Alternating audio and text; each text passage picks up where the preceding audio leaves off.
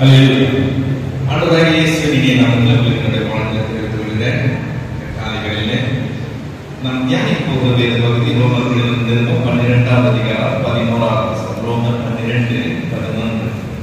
அசதியாயிராமல் ஜாக்கிரதையாயிருங்கள், ஆவியிலே அனலாயிருங்கள், கர்த்தருக்கு ஊழியம் செய்யுங்கள். நோக்கி பார்க்கலாம். தேவ சமூகத்திலே தேவன் நம்மை அவருடைய பிள்ளையாக தெரிந்து கொண்டு அநேக பேருக்கு என்னால பாக்கியத்தை இந்த நாளில் கட்டளை ஜீவன் சுகம் பெறுவதற்கு அவர் சமூகத்தில் அவருடைய பிள்ளையாக கூட்டி நிறுத்தியிருக்கிறார். எந்த நோக்கத்தோடு இந்த நாளை அவர் தேர்ந்தெடுத்து இந்த வேலையை கட்ட நமக்கு வாய்ப்பு செய்தாரோ அந்த பரிசுத்த நோக்கம் நம் வாழ்க்கையில் நிறைவேற வேண்டும் என்று சொல்லி நம்மை தாழ்த்தி அவருடைய கரத்தில் ஒப்புக்கொள்ளும். நம்முடைய தேவன் நம் ஒவ்வொருவரையும் அவர் பிரியமான கனமான பாத்திரங்களாக வரைந்து இங்கிருந்து அனுப்பத்தக்கதாக கர்த்தர் நம் மத்தியிலே கிரியை செய்கிற நேரமாய் இருக்க வேண்டும் என்று சொல்லி நம்மை தாழ்த்தி அவருடைய கரத்தில் ஒப்புக்கொள்ளும். நம்முடைய தேவன் ஆலோசனை கர்த்தர் என்று சொல்லி வேதம் அந்த தெய்வீக ஆலோசனை பெற்றுக்கொள்கிற பாக்கியத்தை நாம் அடையணும். அது தடையாக இருக்கிற காரியம் எதுவா இருந்தாலும் சரி, நம்முடைய சிந்தனைகள் யோசனைகள் எல்லாம் அவற்றையும் ஒருமுகப்படுத்தி தேவனாகிய கர்த்தர் நம்மோடு பேசத்தக்கதாக அவருடைய வழி நமக்கு காட்டத்தக்கதாக நாம் கற்றுக்கொண்டவர்களாக கர்த்தருக்குள்ள பெறப்பட்டவர்களாக இருந்து திரும்பி போவதற்காக கர்த்தர் நம்மை கிரியை செய்ய வேண்டும் என்று சொல்லி நம்மை காணப்படுகிறோம். ஆண்டவரை துதிக்கிறோம், ஸ்தோத்திரிக்கிறோம். கர்த்தாவே, என் தேவன் கிருபையும் இரக்கமாய் இருந்து இந்த நாளை எங்களுக்கு வாய்ப்பு செய்த தயவுக்காக நன்றி சொல்கிறோம். விலை மதிக்க முடியாத உடைய சத்தியங்களை தியானிக்கிற ஒரு தருணத்தை மீண்டுமாய் கர்த்தர்களுக்கு அந்த தயவுக்காக நன்றி சொல்கிறோம். இப்போது ஆண்டவரே, எங்களுடைய ஆத்துமாக்களை உடைய சமூகத்தில் அமரம் பண்ணுங்களாமா. கர்த்தர் தாமே எங்களோட பேச வேண்டுமாய் கேட்கிறோம். அன்றைக்கு ஈதியான உள்ளத்தை திறந்து சத்தியத்தை வெளிப்படுத்தின தேவன் எங்களுடைய உள்ளத்தை திறந்து எங்களுக்கு நாங்கள் நடக்க வேண்டிய வழியை காட்ட வேண்டுமான வேதத்தின் மகத்துவங்களை நாங்கள் காணத்தக்கதாக எங்கள் கண்களை திறக்க வேண்டுமாக கேட்டுக்கொள்கிறோம். எங்கள் சிறிகளை விருத்த சேதனம் பண்ணி எங்களோட பேசினார்கள். கடின இருதயத்தை எங்களுக்கு எடுத்துக்கொள்ளும். சதையான இதயத்தை தாங்க, உணர்வுள்ள இதயத்தை தாங்க. ஒரு ஆவியானவரை போட்டு விடைபெறட்டும். கர்த்தாவே, இந்த நாளில் நான் வந்தது நல்லது என்று சொல்லி நாங்கள் திரும்பி போக ஆண்டவராகிய தேவன் எங்களோடு பேசுங்க. அடியார் கேட்கும். இயேசுவின் இனிய நாமத்தில் பிதாவே, ஆமென். நாம் சென்ற முறையில் சந்தித்த போது இதே வசனத்தை தியானித்தோம் என்கிறதை நீங்க கவனிச்சிருக்கீங்க. ரோமர்கள் 12ஆம் அதிகாரம் 11ஆவது வசனம் அசதியாயிராமல் ஜாக்கிரதையாயிருங்கள் என்று சொல்லி ஆரம்பிக்குது. நாம் அசதியா இருக்கக்கூடாது, ஜாக்கிரதையா இருக்கணும்னு சொல்லும்போது உபாகமம் 11ஆம் அதிகாரம் 22ஆம் வசனத்தில் இருந்து கர்த்தருடைய கற்பனைகளை நாம் எப்படி கைக்கொள்ளணும் என்று சொல்லி பார்த்தோம். ஜாக்கிரதையாய் கைக்கொள்ளணும் என்று சொல்லி பார்த்தோம். கற்பனைகள்னா என்னன்னு பார்த்தோம், கைக்கொள்கிறதுனா என்னன்னு பார்த்தோம், ஜாக்கிரதையாய் கைக்கொள்கிறதுனா என்னன்னு சொல்லி நாம சென்ற முறை தியானித்தோம். ஒருத்தர் கற்பனையை கைக்கொள்ளுகிறவனா இருந்தான்னு சொன்னா அவன் கீழ்ப்படுகிறவனா இருக்கிறான்னு அர்த்தம். கற்பனைகளை கைக்கொள்ளாமல் போயிட்டான், அவன் என்ன செய்கிறவனா இருக்கிறான், கீழ்ப்படியாதவனா இருக்கிறான் அர்த்தம். கற்பனைகளை தெரிந்து கொள்ளுகிறோமாங்கிறது பெரிய காரியம் இல்லை. கற்பனைகளை புரிந்து கொள்ளுகிறோமாங்கிறது பெரிய காரியம் இல்லை. கற்பனைகளின்படி செய்கிறவர்களாக இருக்கிறோமாங்கிறதா பெரிய காரியம். கீழ்ப்படுகிறோமா கீழ்ப்படியலையாங்கிறது தான் பெரிய காரியம். அதனுடைய அவசியத்தை முக்கியத்துவத்தை குறித்து நாம இன்னைக்கு பார்க்க போறோம். கற்பனைகள் நமக்கு பேருக்கு இருக்கு. யார் வேணாலும் படிக்கலாம், யார் வேணாலும் தெரிந்து கொள்ளலாம். ரொம்ப கஷ்டம் கிடையாது. கொஞ்சம் முயற்சி எடுத்தா அதை புரிந்து கொள்ளலாம். கொஞ்சம் முயற்சி எடுத்தா மனப்பாடம் பண்ணிக்கலாம். ஒன்றும் பெரிய விஷயம் கிடையாது. கொஞ்சம் முயற்சி எடுத்தா அதுல நீங்க பட்டம் கூட வாங்கலாம். அது ஒன்றும் பெரிய காரியம் கிடையாது. பிசாசுக்கு தான் நிறைய வசனங்கள் தெரியும், தலைக்கீழ கூட சொல்ல தெரியும், கூட சொல்ல தெரியும். அதனால இதை தெரிஞ்சுக்கிறது பெரிய விஷயம் இல்லை. நம்ம தெரிஞ்சுக்கிட்டவங்க மரியாதை கொடுக்கிறோம், தெரிஞ்சுக்கிட்டவங்கள பெருசா நினைக்கிறோம். இவருக்கு நிறைய வசனம் தெரியும், ஒரு வசனத்தின்படி அப்படி வசனங்களுக்கு கோட் பண்றார், இதெல்லாம் நம்ம சொல்றோம். அதெல்லாம் பெரிய காரியம் கிடையாது. எது பெரிய காரியம்னா அதன்படி நடக்கிறது தான் பெரிய காரியம். கீழ்ப்படிகிறது தான் முக்கியமான காரியம். சப்போஸ் கீழ்ப்படியலன்னா என்ன நடக்கும் என்று சொல்லி வேதம் நமக்கு சொல்லுது. நாம் இந்த பூமியில கொஞ்ச நாள் தான் வாழணும்.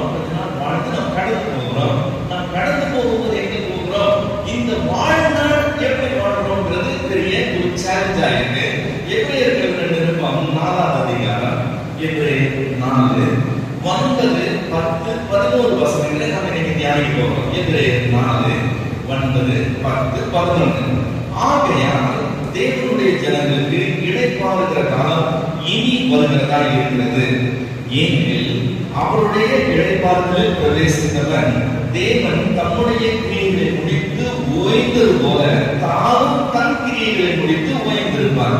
ஆகையால் அந்த திருஷ்டாந்தத்தின்படி ஒருவனாகிலும் கீழ்ப்படியாமல் விழுந்து போகாதபடிக்கு நாம் இந்த இளைப்பாறுதலில் பிரவேசிக்க ஜாக்கிரதையாக இருக்க கடவோம். இதுல அந்த 9வது வசனம் நம்ம மறுபடியும் வாசிக்கிறேன். ஆகையால் தேவனுடைய ஜனங்களுக்கு இளைப்பாறுகிற காலம் இனி வருகிறதா இருக்கிறது அப்படின்னு வசனம் சொல்லுது. இளைப்பாறுகிற காலம் இனி வருகிறதா இருக்குன்னு சொல்லும்போது இந்த வாழ்நாள்ல அது இல்லைன்னு வசனம் சொல்லுது. அது எப்படி இளைப்பாறுகிற காலம் இந்த வாழ்நாள்ல இல்லைன்னு சொல்ல முடியும்? ஏன்னா மத்தேயு 11:28 வசனம் நம்ம எல்லாரும் நல்ல பிரசித்தமான வசனம். மத்தேயு 11:28 என்ன சொல்லுது? வருத்தப்பட்டு பாரம் சுமக்கிறவர்களே நீங்கள் எல்லாரும் என்னிடத்தில் வாங்க, நான் உங்களுக்கு அனுமதி கொடுப்பேன், நான் உங்களுக்கு இளைப்பாறுதல் தருவேன்னு தான் சொல்லி கூப்பிட்டாரு. நான் பாரம் சுமந்துட்டு இருந்தேன், அந்த பாரத்தை சந்தோஷமா சுமக்கல, அந்த பாரத்தை வருத்தத்தோட சுமந்து கொண்டு இருந்தேன். வருத்தத்தோட சுமந்து கொண்டு இருக்க அத்தனை பேரை பார்த்து ஆண்டவர் அழைக்கிறார், வாங்க எங்க வாங்க, நான் உங்களுக்கு என்ன தருவேன்னு சொன்னா இளைப்பாறுதல் தருவேன்னு சொல்லி இருக்கிறாரு. அப்ப எப்படி இளைப்பாறுதல் இனி வருகிறதா இருக்குன்னு சொல்ல முடியும்? இளைப்பாறுதல் தருவாரு தான் நான் நம்பி வந்திருக்கேன். வந்தப்ப சொன்னாரு இப்போ உனக்கு இளைப்பாறுதல் இல்லைன்னு சொல்லி அதை நாம் புரிந்து கொள்ளணும்னா அந்த மத்தேயு 11:28 நீக்க கூடாது. 29:30 சேர்த்து வாசிக்கணும். 29:30 என்ன சொல்லுது? நான் சாந்தமும் மனத்தாழ்மையுமா இருக்கிறேன், என் முகத்தை உங்கள் மேல் ஏற்றுக்கொண்டு என்னிடத்தில் கற்றுக்கொள்ளுங்கள், அப்பொழுது உங்களுக்கு இளைப்பாறுதல் உண்டாகும். வருத்தப்பட்டு பதில் சொல்றதுல நீங்கள் எல்லாரும் இடத்துல வாங்க, நான் உங்களுக்கு இளைப்பாறுதல் தருவேன், நான் சாந்தமும் மனத்தாழ்மையுமா இருக்கிறேன், என் முகத்தை உங்கள் மேல் ஏற்றுக்கொண்டு என்னிடத்தில் கற்றுக்கொள்ளுங்கள், அப்பொழுது உங்களுக்கு இளைப்பாறுதல் உண்டாகும். நுகம்னா என்ன? நுகம்னா மாட்டை வண்டியில் தூக்கும் போது அது ஷோல்டர்ல தூக்கி வைக்கிறாங்க, பின்ன கழுத்துல எடுத்து வைக்கிறாங்கல்ல ஒரு கட்டை, அந்த கட்டைக்கு பேர் தான் நுகத்தடி.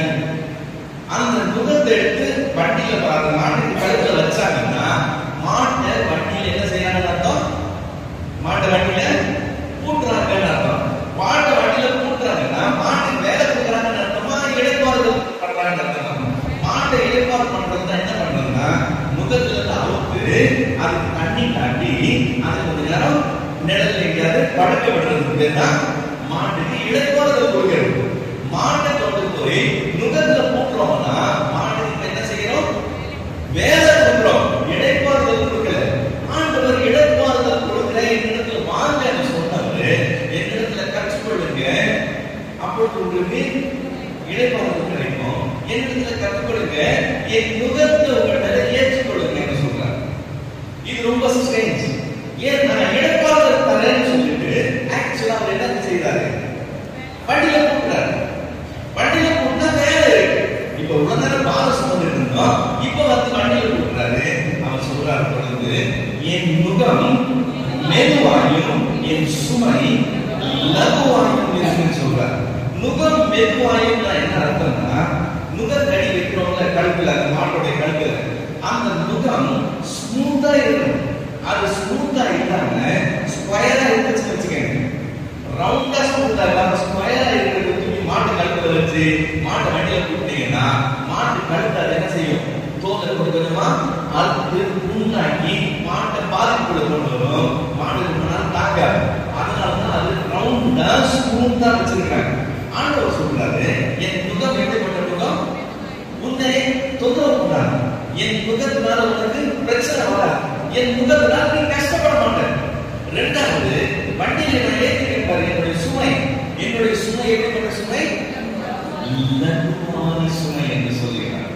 சோ ஆண்டவர் ஒரு நாளும் இந்த பூமியில நீங்கள் நான் ரட்சிக்கப்பட்ட உடனே ஈஸ்டர்ல உட்கார்ந்து ரிலாக்ஸா இருக்கலாம், இனிமே சாகிற வரைக்கும் இளைப்பாறுதான்னு சொல்லவே இல்லை. பாக்குறீங்க, நீங்க அவர்கிட்ட வந்தீங்கன்னா நீங்க வருத்தப்பட்டு பராமரிச்சு தூக்கிட்டு இருக்கீங்க. அதெல்லாம் கீழே வச்சுட்டு அவர் வண்டியில கொடுக்கப்பட்டதா அவருடைய பாரத்தை சுமந்து போகிற மாடுகளா நீங்களும் நானும் செயல்பட எதிர்பார்க்கப்படுகிறோம்.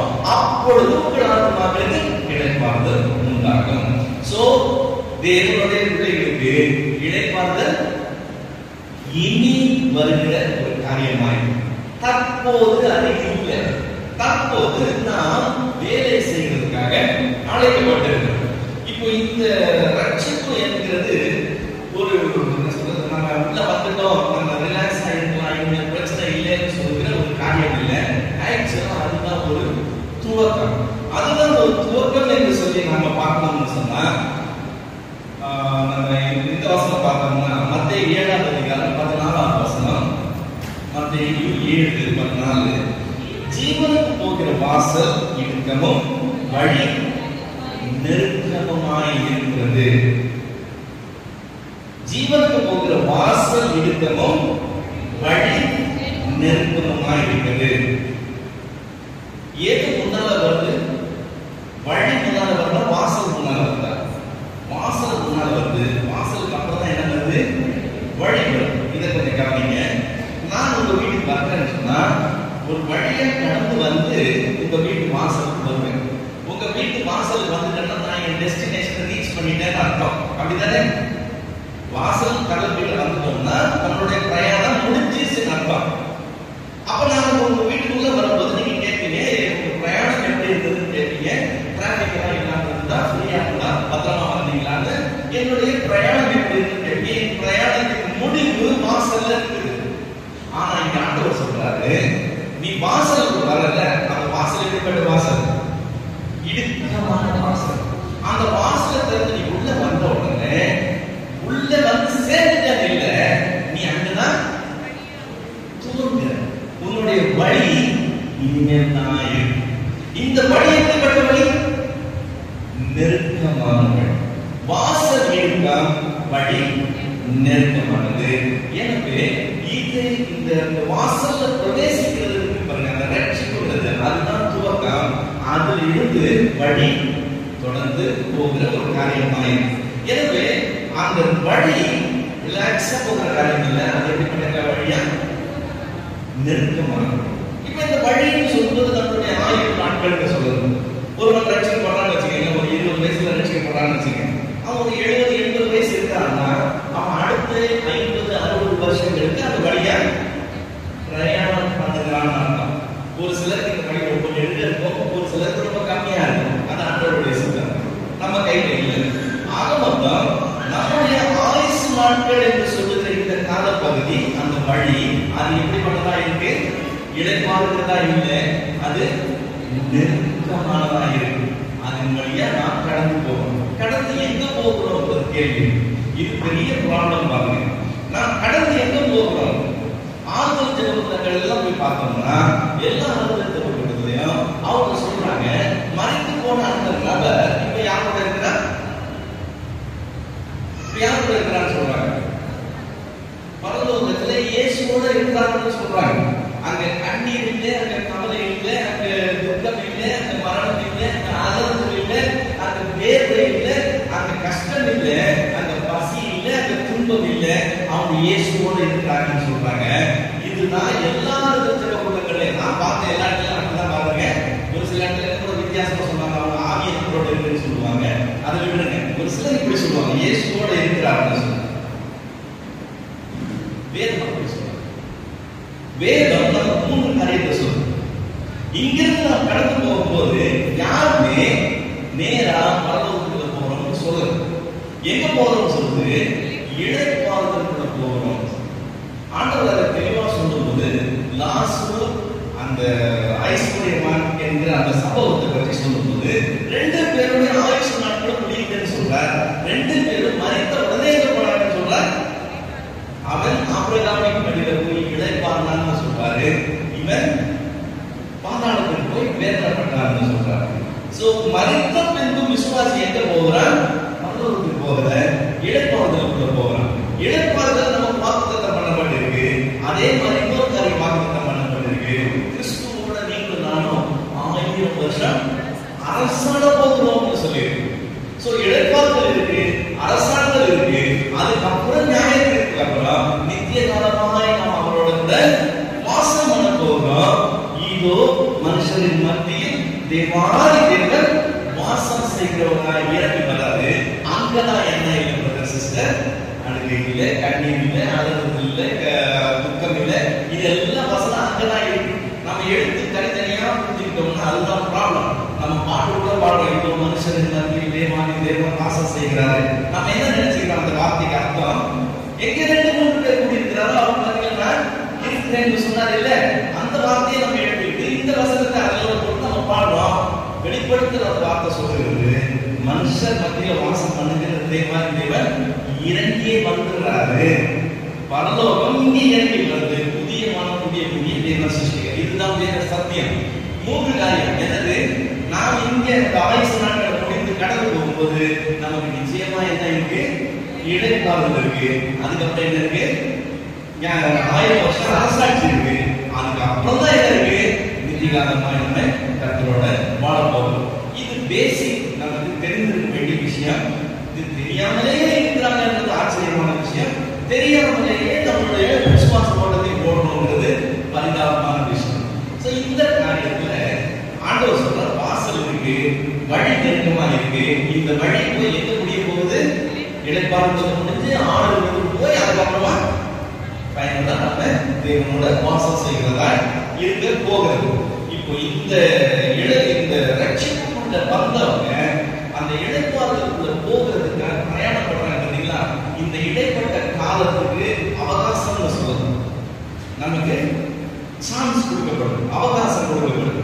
எதுக்கு அவகாசம் கொடுக்கப்படுது? நம்ம போனதுல பார்த்த சத்தியத்தின்படி கர்த்தர் என்ன கொடுத்திருக்கிறார்? கையில கற்பனைகளை கொடுத்திருக்கிறார். கற்பனைகளை ஏன் கொடுத்திருக்கிறார்?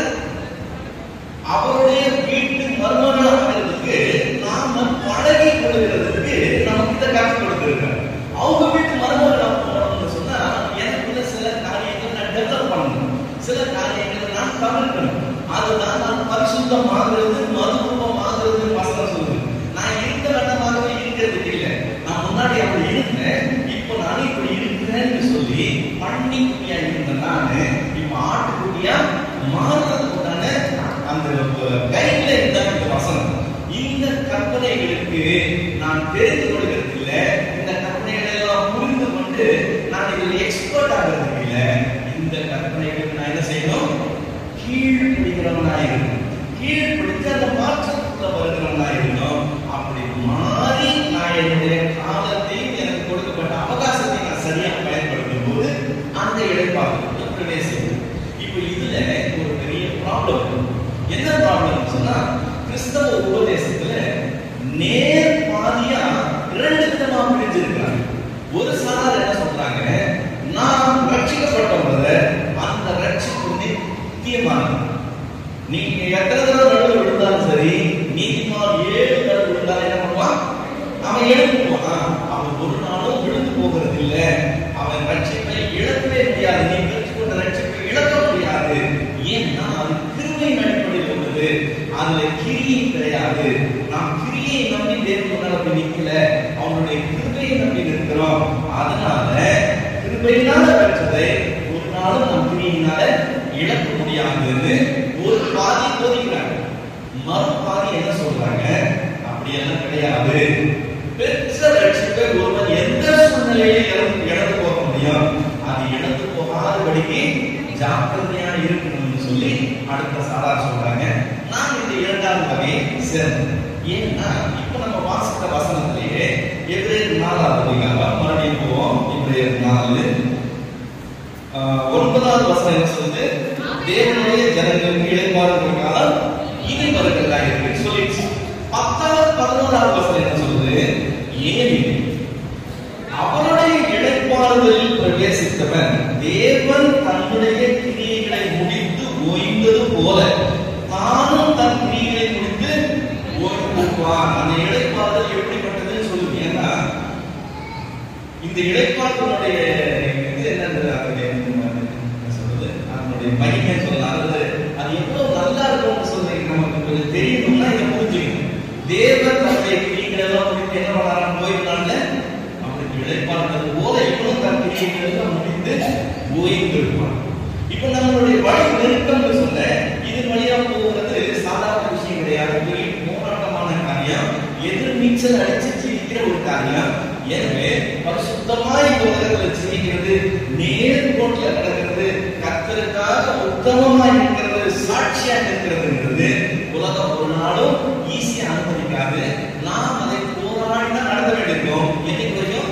கடைசி வரைக்கும். இந்த போராட்டத்தை முடிச்சு நாம் இடைப்பாடுகள் பிரவேசிக்கிறோம்னா அந்த இடைப்பாடுகள் எப்படி இருக்கும்னு புரிஞ்சுக்கணும்.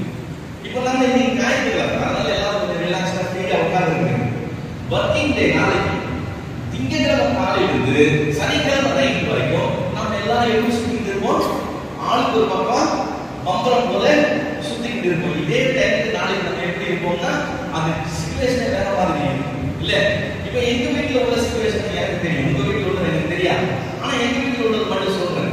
என்னுடைய வைஃப் ஒரு ஸ்கூல்ல வைஸ் பிரின்சிபலா ஒர்க் பண்ணாங்க. இப்ப ரிசைன் பண்ணாங்க, ஒர்க் பண்ணாங்க. அப்படி ஒர்க் பண்ணும்போது அவங்களுடைய ஒர்க்கிங் டே காலையிலிருந்து நைட் வரைக்கும் எப்படி இருக்கும் மட்டும் சொல்றேன். பாத்தீங்க, உடம்பு சரியில்லைனாலும் சரி, நைட்டு லேட்டா எவ்வளவு லேட்டா படுறதா சரி, யாராவது வந்துட்டாங்க பேசி அவங்க அலுவலகத்துல லேட் ஆச்சு, அல்லது நம்மளே வெளியே போயிட்டு வந்தோம் லேட் ஆச்சு, என்ன இருந்தாலும் சரி, நைட்டு பூரா தூக்கம் இல்லை, எதுவா இருந்தாலும் சரி, காலையில 4 மணிக்கு எழுந்தே ஆகணும். 4 மணிக்கு எழுந்து கிச்சன்ல போய் தூக்கம் கூட கலந்துருக்காது, அப்படியே போய் சாமி மாதிரி போய் நிற்கணும். நின்று வேலைக்கு 4 மணிக்கே ஆரம்பிச்சாதான் 6:45 7 மணிக்குள்ள பிள்ளைகளுக்குள்ள காலை சாப்பாடு மதியான சாப்பாடு ரெண்டும் ரெடி ஆகி பேக் ஆகி பிள்ளைக்கு வெளியே போக முடியும். 8:30 மணிக்கு 7:15 மணிக்கு அவ குளிச்சுட்டு ட்ரெஸ் பண்ணி தன்னுடைய லஞ்ச் பேக் தன்னுடைய காலை சாப்பாடையும் சாப்பிட்டு மதியான சாப்பாடையும் சாப்பிட்டு அவ காலை சாப்பாடு சாப்பிடுறத பார்க்கணும். கோழி தவறு விழுகிறது போலாம் இருக்கும். அப்படியே அவ தவறு பண்ணா கொஞ்சம் மென்னு முழுதுன்னு சொல்லுவேன். நான் தான் கொண்டு போய் ட்ராப் பண்ணுவேன். அதனால கொஞ்சம் மென்னு முழுதுன்னு சொல்லுவேன். இல்லை இல்லை அதெல்லாம் டைம் இல்லை. இட்லி அப்படி பிரிச்சு அப்படியே போடுவான். கோழி முழுந்த மாதிரி முழுகிட்டு 7:15 மணிக்கு அவன் ஸ்கூலுக்குள்ள இருக்கணும். ஸோ நாங்கள் 7 மணிக்கு வீட்டை விட்டு கிளம்பணும். பிள்ளைங்க 6 மணிக்கு போயிடுவாங்க. 7 மணிக்கு உள்ள கிளம்பா 7:15 மணிக்கு கொண்டு விடணும். சாயந்தரம் 7 மணிக்கு வருவான். 6 மணி அதுக்கு 7 மணிக்கு தான் வரும். வந்து நைட்டு கொடுத்து சமைக்கணும், பிள்ளைங்களை பார்க்கணும். அடுத்த நாள் காலைக்கு வேண்டிய காய்கறி அதெல்லாம் வாங்கிட்டு வரணும், அதெல்லாம் வெட்டி ரெடி பண்ணணும். நான் வீட்டுக்கு வரது 9:30 மணி ஆகும். இதுதான் டெய்லி ரொட்டீன். மிஷன் மாதிரி. சாட்டர்டே ஹாலிடே கிடையாது. சாட்டர்டே ஸ்கூல் ஹாலிடேனா கூட இவங்க மேனேஜ்மெண்ட் ஸ்டாஃப் இவங்க போய் தான் ஆகணும். இப்படியே ரொட்டீனா ஓடிட்டே இருக்கும். இப்போ 10 நாள் கொடைக்கானல் பிளான் பண்ணணும்னு வச்சுக்கோங்க. அந்த 10 நாள் அவங்க எப்படி பண்ணணும்? காலையில 4 மணிக்கு எழுந்திரிச்சு கிச்சன் குடிக்க வேண்டிய அவசியம் கிடையாது. இல்ல 6 மணிக்குள்ள இதை செய்யணும், 7 மணிக்குள்ள இதை செய்யணும், 7:15 ஸ்கூலுக்குள்ள இருக்கணும், இதை செய்யணும், அதை செய்யணும், எல்லாம் ஒண்ணும் கிடையாது. இந்த 10 நாள் எப்படி இருக்கும்? உண்மையிலேயே சொர்க்கத்திலேயே இருந்தது போல இல்லையா? அதுக்கு பேர் தான் இருங்க. இந்த பூமியில நாம் அந்த நெருக்கமான ஜீவனத்தை ஜீவிச்சு போராயுதங்களை அணிந்தவர்களாய் நின்று போராடி யுத்தத்தை முடிச்சு நாம் இந்த ஓட்டத்தை முடிச்சு அங்க போறோம் பாருங்க. அங்க நமக்கு என்ன ஆண்டு சொல்றாரு? நமக்கு என்ன தருவேன்? இழைப்பாறுதல். அந்த இழைப்பாறுதல் எப்படி இருக்கும்? தேவன் தன் கிரியைகளை முடித்து ஓய்ந்திருந்தது போல இந்த பரிசுத்தவானும் தன்னுடைய கிரியைகளை தான் முடித்து ஓய்ந்து. அப்ப அது எப்படி இருக்கும்? இமேஜின் பண்ணிப்பாங்க. 10வது வசனம் அந்த வார்த்தையை சொல்லுது. 11வது வசனம் எச்சரிக்கையை சொல்லுது. என்ன சொல்லுது? ஆகையால் அந்த திருஷ்டாந்தத்தின்படி ஒருவனாகிலும் கீழ்ப்படியாமையிலே விழுந்து போகாத படிக்கு நாம் அந்த இடைப்பாறுதலில் பிரவேசிக்க ஜாக்கிரதையா இருக்க கடவுள். இப்ப விழுந்து போக முடியாதுன்னு சொல்றா, விழுந்து போக முடியும்னு சொல்றா. விழுந்து போக முடியும், ஆனா விழுந்து போகாதபடிக்கு நீங்க நான் என்ன செய்யணும்? ஜாக்கிரதையா இருக்கு. எதுல விழுந்து போக முடியுமா? கீழ்ப்படியாமையிலே விழுந்து போக முடியும். கற்பனைகள்னா என்னன்னு பார்த்தா, கற்பனைகள்னா அந்த பெரிய வீட்டு மனுஷன் அந்த பெண்ணு பார்த்து இப்படி இப்படி செய்யுமா, இப்படி இப்படி செய்யாதமான்னு சொல்றதுதான் அந்த கற்பனை. இப்ப அந்த பெரிய மனுஷன் அந்த பெண்ணுடைய நல்லதுக்காக சொல்றாரு, அவனுக்கு ஒரு வாழ்க்கை கொடுத்திருக்காரு சொல்றாரு. இப்ப இந்த கற்பனைகளை அவர் கேட்டு அவர் கீழ்ப்படியணும். கீழ்ப்படியாம இருந்தா, கீழ்ப்படியாம அவன் எதை எழுதுவான்? கிடைச்சிருக்கக்கூடிய அருமையான வாழ்க்கையை அவன் இழந்துருவான். இந்த வசனம் சொல்லுது, உங்களுக்கு ஒருவனும் கீழ்ப்படியாமையினால அந்த இடைப்பாறுதல் பிரவேசிக்கிற பாக்கியத்தை இழந்து போகக்கூடாது. அந்த அளவுக்கு நீங்க என்ன பண்ணுங்க, ஜாக்கிரதையா இருங்க. வசனம் ஒரு சாரார் என்ன சொல்றாங்க, விழுந்தே போக முடியாதுன்னு சொல்றாங்க. வசனம் என்ன சொல்லுது, விழுந்து போக வாய்ப்பு இருக்கு, விழுந்து போகாத, ஜாக்கிரதையா இருந்து கீழ்ப்படின்னு சொல்லி இன்னும் சில வசனங்களை பார்ப்போம். 1 கொரிந்தியர் புத்தகம் 10ஆம் அதிகாரம் 12ஆவது வசனம். 1 கொரிந்தியர் 10:12. இப்படி இருக்க நிற்கிறவன் என்று எண்ணுகிறவன் விழாதபடி என்ன பண்ணுவான், எச்சரிக்கையா இருக்க கடவுள்னு சொல்லுங்க. இப்ப விழுகிறதுக்கு வாய்ப்பு இருக்குன்னு சொல்றா, இல்லைன்னு சொல்றாங்க. வாய்ப்பு இருக்குன்னு சொல்ற, வாய்ப்பு இருக்கு, அதுதான் வேத சத்தியம். விழுகிறதுக்கு வாய்ப்பு இருக்கு, அதுக்கு நீங்க எச்சரிக்கையா விழாதபடி. எனக்கு 56 வயசு ஆகுது, நான் 55 வருஷமா நடக்கிறேன். ஒரு வயசுல நடக்க ஆரம்பிச்சா வச்சுக்கோங்களேன், எத்தனை வருஷமா நடக்கிறேன், 55 வருஷம் எக்ஸ்பீரியன்ஸ் இருக்கு எனக்கு நடந்து. நான் காடுகள்ல நடந்திருக்கேன், மேடுகள்ல நடந்திருக்கேன், மலைகள்ல நடந்திருக்கேன், பள்ளத்தாக்குல நடந்திருக்கேன், பல கிலோமீட்டர் ஓடி இருக்கேன். ஏன் நான் ரொம்ப எக்ஸ்பர்ட், அதுக்காக நான் விழமாட்டேன்னு கேரண்டி கேரண்டியே கிடையாது. என் கால் தவறுகிறதுக்கு எப்பவுமே வாய்ப்பு இருக்கு. எவ்வளவு எக்ஸ்பீரியன்ஸ் இருக்கோ அவ்வளவு நான் என்ன செய்கிறேன், விழாதபடிக்கு எப்படி ஜாக்கிரதையா நடக்கிறது நான் கற்றுக்கிறேன். இந்த இடத்துல தண்ணி விழுந்தா அந்த தண்ணியில எப்படி நடக்கணும்னு அந்த எக்ஸ்பீரியன்ஸ் எனக்கு சொல்லி கொடுத்துருக்கு. நான் விழமாட்டேன்னு இல்லை, விழாதபடி என்ன செய்யறப்போ எச்சரிக்கையாக இருக்கிறேன். நிற்கிறவன் என்று எண்ணுகிறேன், நான் நிற்கிறவன் நினைச்சிருக்கான் பாருங்க, அவன் எல்லாம் என்ன செய்வான், விழாதபடிக்கு எச்சரிக்கையா இருக்கிறார். விழமாட்டேன் கேரண்டியே கிடையாது. எப்போ விழாது, எந்த சூழ்நிலையில் விழாது, ஆனா விழாதபடிக்கு எச்சரிக்கையா. எபிரேயர் 6ஆம் அதிகாரம் 4, 5, 6 வசனம். எபிரேயர் 6ஆம் அதிகாரம் 4, 5, 6.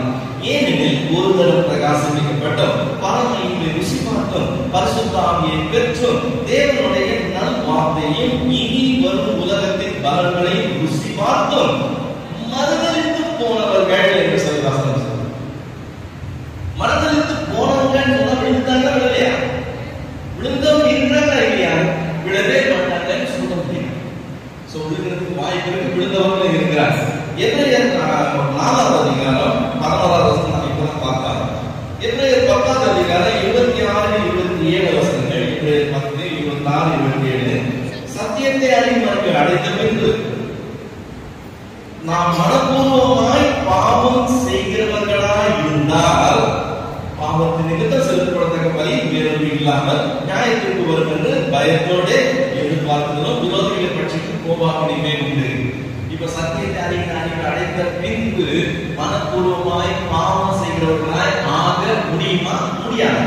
முடியும்னு வேதம் சொல்லுது. அதெல்லாம் முடியாதுன்னு சிலர் சொல்றாங்க. ஆனா நான் தீவிரமா நம்புகிறேன், விழுகிறதுக்கு வாய்ப்பு இருக்கு. விழாதபடி என்ன செய்யணும், ஜாக்கிரதையாக இருக்கணும். ஒருவராகிய கீழ்ப்படியாமல் விழுந்து போகாதபடிக்கு ஜாக்கிரதையாக இருக்கணும். அப்ப இது என்ன பண்ற, நம்ம கிருபையினால ரட்சிக்கப்பட்டோம் வசனம் சொல்லுது இல்ல. எபேசியர் 2ஆம் அதிகாரம் 8ஆம் வசனம் சொல்லுது, கிருபையினாலே விசுவாசத்தை கொண்டு ரட்சிக்கப்பட்டீர்கள், இது உங்களால் உண்டானதல்ல, இது தேவனுடைய ஈவுன்னு சொல்லியிருக்கு. அப்படி இருக்கும்போது நீங்க எப்படி சொல்றீங்களே அப்படின்னு சொல்லி நீங்க கேட்கலாம். வெளிப்படுத்தல் 22ஆம் அதிகாரம் 12ஆம் வசனம் சொல்லுது, வெளிப்படுத்தல் 22:12, இதோ சீக்கிரமாய் வருகிறேன், அவனவனுடைய கிரியைகளின்படி அவனவனுக்கு நான் அளிக்கும் பலன் என்னோட வருகிறது. நான் சொல்றேன், ஆண்டவர் ஒரு நாள் மகிமையில திரும்பி வர போறார். அவர் இறங்கி வரும்போது நாம் எல்லாம் ஏற்றுக்கொண்டு போக போறோம். நமக்கு அவர் அளித்த கிருபையின்படி நம்ம கூட போறாரா, கிரியைகளின்படி கூட போறார். என்னை நோக்கி கர்த்தாவே கர்த்தாவே கூப்பிடுறவன் இல்ல, யாருதான் உள்ள வர போறாங்கன்னா என் பிதாவின் சித்தத்தின்படி செய்கிறவர்கள் அவர் பாராட்டு சொன்னார். அப்ப அதுக்கு பேர் கிரியா கிருபை, அதுக்கு பேர் கிரி. அப்ப இந்த கிருபை எப்படி புரிந்து கொள்கிறது, கிரியை எப்படி புரிந்து கொள்கிறது? இது உங்களால் உண்டானதில் தேவனுடைய ஈவு வசனம் சொல்லியிருக்கும் போது நம்ம கிரியை எப்படி சொல்றது? கிரியினால சம்பாதிக்க முடியாதது, இது கிருபையினால வருதுன்னு சிலர் சொல்றாங்களே, கரெக்ட். கிருபை என்ன கிரி என்னன்னு கொஞ்சம் புரிஞ்சுக்கிறது அவசியம். இப்ப நான் என்ன சொல்றேன், வாசல் முன்னாடி வந்தா வழி முன்னாடி வந்தா, இந்த உலகத்துல நம்ம எங்க போனாலும் வழிதான் ஃபர்ஸ்ட், அடுத்து வாசல் வந்துடும். வாசல் தான் மேல மூடி வச்சு. ஆனா வசனத்துல ஆண்டவர் சொல்றது வாசல் ஃபர்ஸ்ட், அப்புறம் வழி. அந்த இடுக்கமான வாசலுக்குள்ள பிரவேசிக்கிறது பார்த்தீங்களா, நான் ரட்சிக்கப்பட்ட அந்த தருணம் இருக்கு பாருங்க, அந்த நாள் இருக்கு பாருங்க, அந்த தீர்மானம் இருக்கு பாருங்க, அது என்னால் உண்டானது அல்ல. அல்லேலூயா.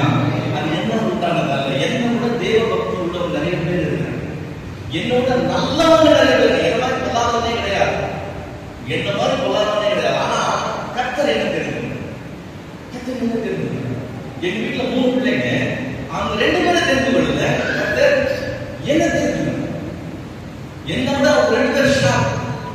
என் தம்பியை ஜீனியஸ் சொல்லுவாங்க, லயோலாவில் படிச்சாங்க. அவன் ப்ரொஃபசர் சொல்லுவார், நீங்க அவன் சாதாரண மனுஷன் நினைக்காதீங்க, அவன் ஜீனியஸ் சொல்லுவார். ஆல் இந்தியா யூபிஎஸ்சி எக்ஸாம்ல அப்ப 2 தடவை ஆல் இந்தியா டாப்பர், 2 தடவை.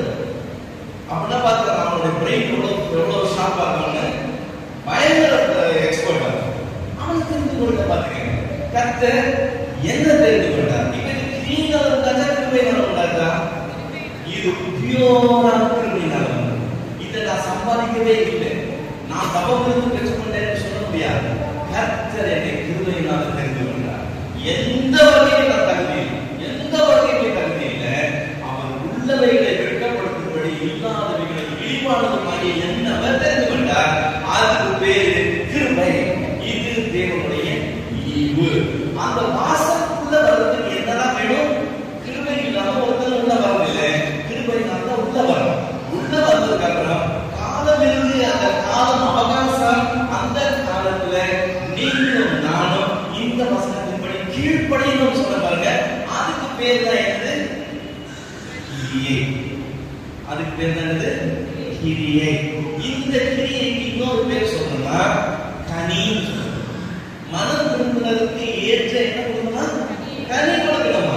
கனி கொடுக்காத மரத்தெல்லாம் அவர் என்ன செய்வாரா? வெட்டி அக்னியிலே போடுவாரா?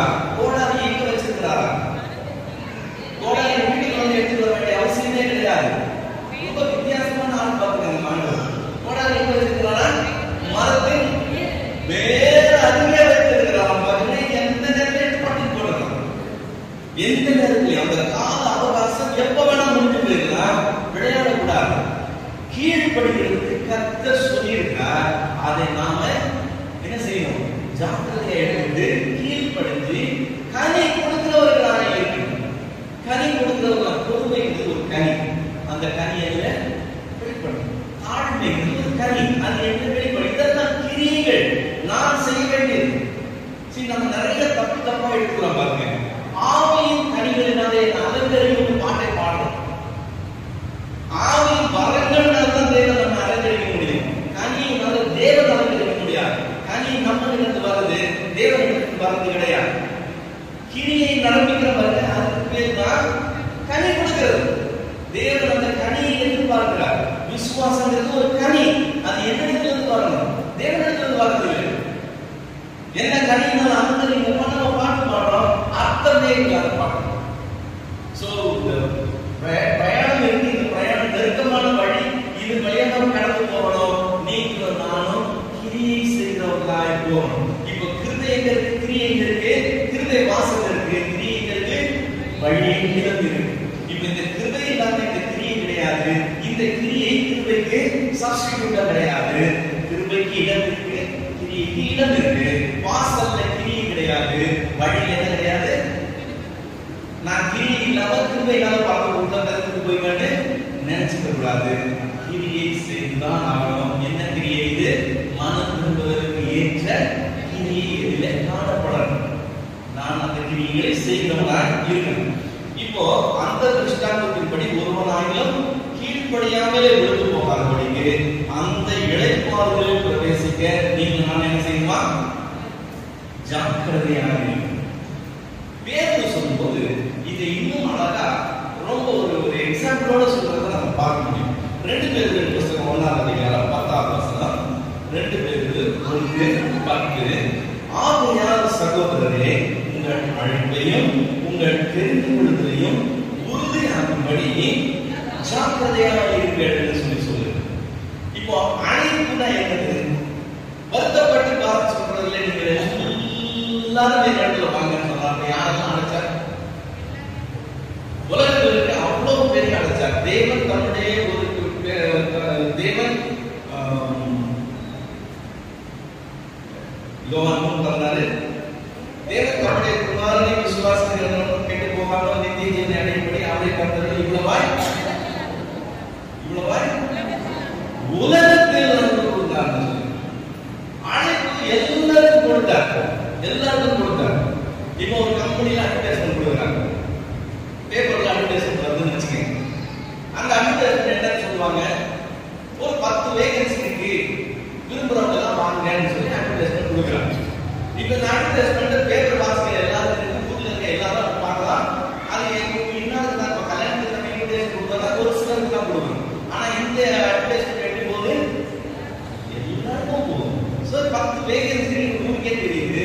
10 வேகன்சிக்கு எவ்வளவு பேர் அப்ளை பண்ணுவாங்க? நிறைய பேர் போடுவாங்க. இல்ல ஒரு 100 பேர் போறாங்கன்னு வச்சுக்கோங்க. சும்மா உதாரணத்துக்கு 100 அப்ளிகேஷன் வருது. ஊர்ல 100 பேர் தான் இருக்காங்களா? இல்ல. ஊர்ல எவ்வளவு பேர் இருக்காங்க? சில லட்சம் பேர் இருக்காங்க. எல்லாருக்கும் தான் போச்சு அழைப்பு. ஆனா ஒரு 100 பேர் தான் என்ன பண்றாங்க? அப்ளை பண்றாங்க. சரிங்களா? இப்போ இந்த அழைப்புக்கு ரெஸ்பாண்ட் பண்றவங்க 100 பேர் தான்.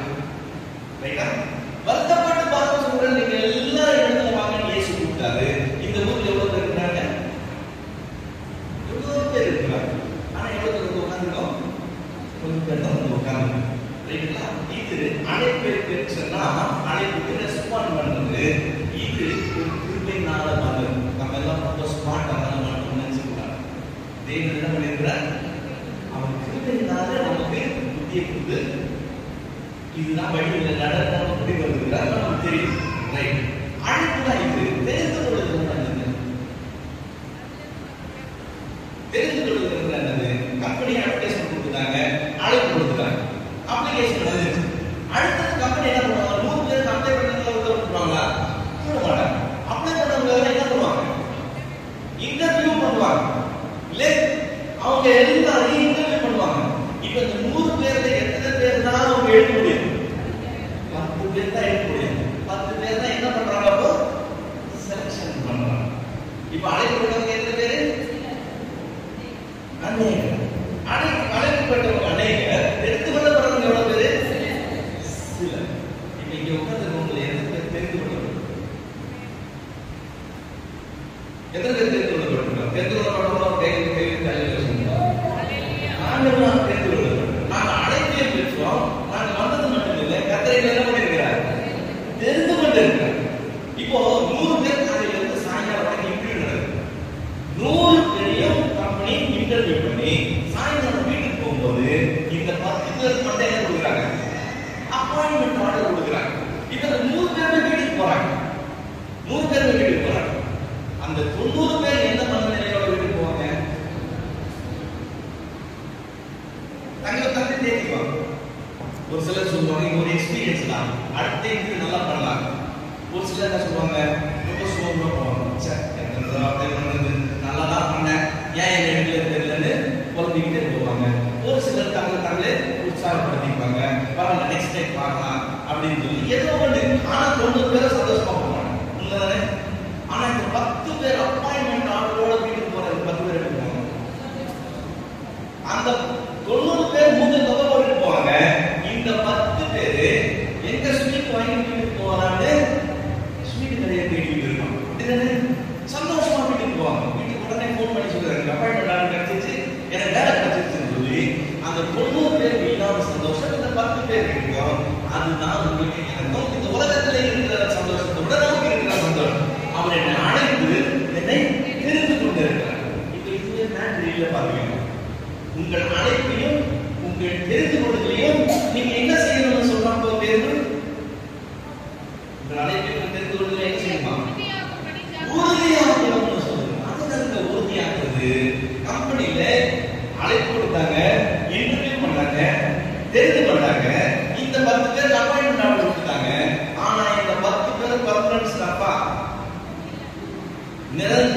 ஊழியராய் டைரக்டா அப்பாயிண்ட் பண்ணுவாங்களா?